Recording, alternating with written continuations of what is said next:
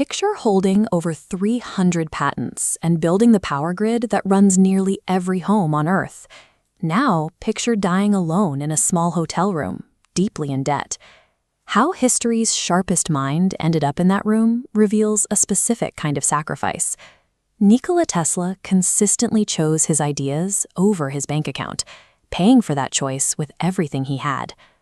Born in 1856 in what is now Croatia, Tesla possessed an unusual cognitive trait. He could design a complex machine entirely in his head, visualize every moving gear, and mentally run it for days to check for wear and tear. While most inventors relied on physical sketches, trial and error, Tesla only touched a tool or put pen to paper once the invention was already perfected in his imagination. In 1884, a 28-year-old Tesla arrived in New York City with a few cents in his pocket and a letter of recommendation directed at the reigning king of electricity, Thomas Edison. Tesla went to work for Edison's company, but the two men quickly clashed. Edison was a practical businessman defending a highly profitable electrical empire. Tesla was a theorist who saw glaring physical flaws in that empire's design. That technical disagreement rapidly escalated into a bitter public feud, one that would dictate how the entire globe is powered today.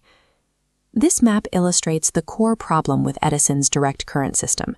It could only push electricity a mile before losing charge, requiring stations on every block. Tesla's alternating current solved this. By oscillating the flow, AC travels for miles with almost no power loss. To bring this math into reality, Tesla partnered with George Westinghouse, a wealthy industrialist who understood the immense scale of what AC could achieve. Together, they weathered Edison's public smear campaign to secure the 1895 contract to harness Niagara Falls. They successfully sent power over 20 miles away to light up Buffalo, New York. That victory settled the debate permanently. The alternating current Tesla perfected at Niagara is the exact current flowing through the outlet nearest you right now. Electricity was only a fraction of his output. Tesla was simultaneously filing patents for remote-controlled automation and wireless signal transmission. When Guglielmo Marconi made global headlines by sending the first transatlantic radio signal in 1901, he built his success directly on top of 17 patents that Tesla had already filed. While the rest of society was still navigating muddy streets and stringing physical telegraph wires from pole to pole, Tesla was mapping out an era of instant, invisible global communication. By the late 1890s, the widespread adoption of AC power was making Tesla immensely wealthy. His initial contract guaranteed him a royalty for every horsepower of AC electricity generated by Westinghouse. But when Westinghouse's company fell into severe financial trouble, Tesla did the unthinkable. To save his backer and ensure AC power continued to spread, he voluntarily tore up his royalty contract, walking away from millions of dollars. That decision left him reliant on outside investors for his next ambition.